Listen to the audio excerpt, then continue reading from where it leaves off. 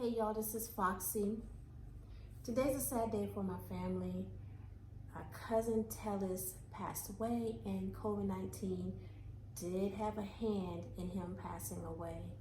He did have one kidney, and I just remember yesterday hearing, Tellis is in the hospital and he does have COVID-19. And then today when I was going on break, I got the message he passed. And I'm like, what? He's 63 years old. And for some young people, that's so far away. A lot of young folks are dying. So it's not as far away as you think it may be. When I was younger, I thought 30 was old at one time. Then when I got closer to 30, I was like, whoa, 30 isn't old. I'm 45 now. 63 is right around the corner. Right around the corner. Once you start hitting these I don't say milestone, but as you start getting older, you realize how time seems like this, like a snap, like a blink of an eye. When you're young, you can't see it. You can't comprehend it because you're filled with all that energy and vitality, and it just seems so far away. But it's not. If you are blessed enough to keep living, you'll understand it's not. I was going back from break, and I had one mind that had to work, and the other mind was thinking, I can't believe he passed away. Now, we know to live, you must die. But we go along in our lives and thinking almost like everybody's gonna live forever. The people in your lives that you're close to, they're not gonna pass away, not right now. We just never know when that time is. We never know when the angel of death is gonna come. But I got to thinking, like, I don't want to work right now. I mean, don't get me wrong, there's plenty of days I say that, but I was like, I just want to walk out. Literally just walk out, clear out my locker, get all my blazer that I have in my desk, and just get everything and just walk out and don't say a word to anybody, but hey, how you doing? And nobody knowing I'm just not coming back. And I felt that way because death makes you think about life. For me, it does. And I got to thinking, am I living? What is life to me? A lot of times we're getting up and going to work, we're paying our bills, and we're just doing this robotic thing. Over and over again. We're doing the same things over and over again. But are we really living? Are we really living? And I had to say, what is living for me? Am I doing what I should be doing in this life? I remember about maybe a month or two ago, someone came up, one of my coworkers said, Chelita, it don't seem like you should be working here. It just seems like you should be doing something more lucrative. This doesn't seem like the place for you. And I felt that because I knew that. But what do you do in the meantime? But that's where this death comes into play. Death makes you think about life. What are you doing? If you're not supposed to be in a particular place, what are you doing to get yourself out of that place? And some people don't understand that because they love what they do. They have no qualms with just doing everything the same all the time. But if there's something inside of you saying that there's something else, let me give you an example. I was living in my hometown, and my cousin Antonio kept saying, hey, you've been working, you should get you a house built. I'm finna get me a house built. You got everything in order. Just get you a house built here. And something within me said, I'm not supposed to be here. I'm not supposed to be in Crestview. I don't know where I'm going, but I'm not supposed to be here. And he's just like, yeah, and I ended up leaving. Now I'm in a place where I'm like, I knew that I wasn't supposed to be there, and I'm here, but why? What am I doing here? Am I doing what I'm supposed to? Am I doing what I'm supposed to be doing, or am I being stagnant? One of the things that I want to do is write. People have been telling me, you need to write, you need to write, you need to write. Hey, you need to write a book. It's not the first time, and I already know it. It's not like I haven't been doing it. But guess what happens? I get to writing. I got a flow, and then that flow stops.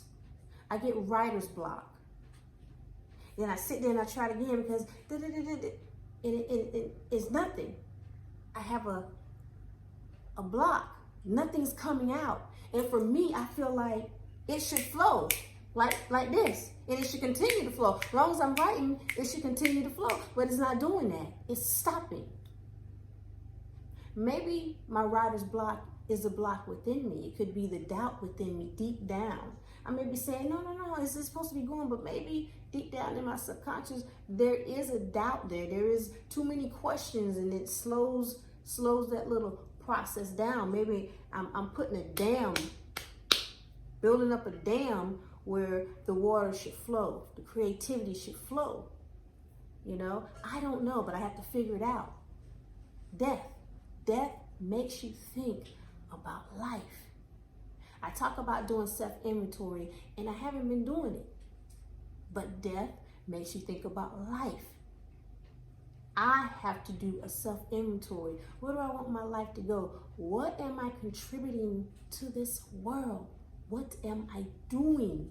Am I in the right spot? Am I going in the right direction? Will I die with creativity, with so many books in this mind, so many activities, so many projects? Will they go to the grave with me? Or will I let this pregnancy birth? If y'all understand what I mean.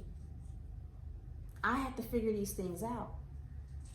And today that death reminded me of the things that I'm supposed to be addressing within myself.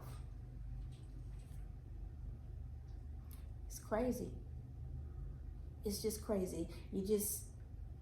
It's like life says to you, yeah, you're going, but hey, I need to remind you of something that you're not doing.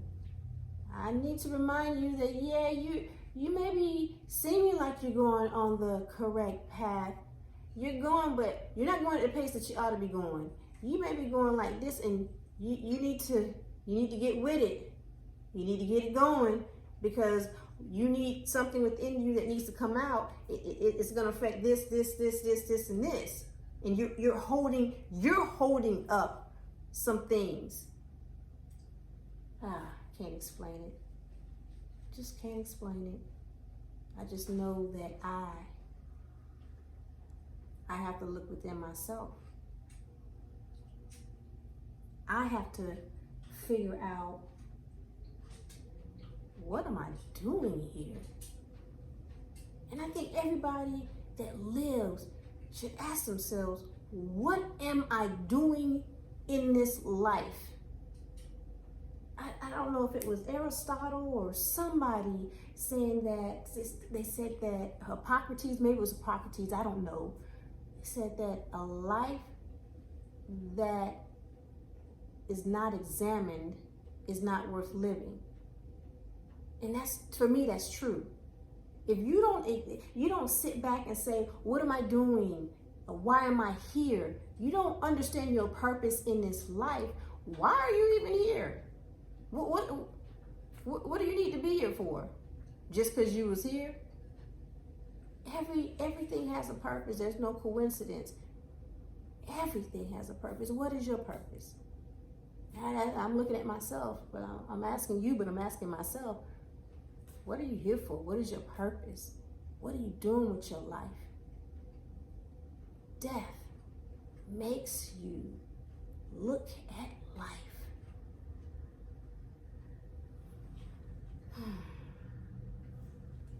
Hey y'all, this is Foxy. You know, I did the first video and I got cut off. My phone was like, hey, you got too many apps on here, you're using up most of your storage. So I had to go through and I had to take some things out. And then I had to regroup, and it kind of messed me up because I was talking about flowing and this cut me off. But you know, that's life. Sometimes you have a plan, you're doing certain things, and something comes and swerves and throws things off. What I wanted to say is that I remember Tellus, the last time I saw him, I think we was on a church yard and he had on slacks and a shirt. He was laughing and he told me how much he enjoyed One Eye Window. And I'm like, what? Like, I was surprised because sometimes people in certain age groups, they don't like them kind of questions. They be like, but he enjoyed it. He was laughing and he was like that last one and he just had this big old laugh. And I was like, wow, you know, sometimes church people, they're not open to certain things, but he didn't mind. He's one of the people that wasn't, you know, saying anything, but he was letting me know that he was watching. And every so often in Messenger, he'll send me a message and everything. And it always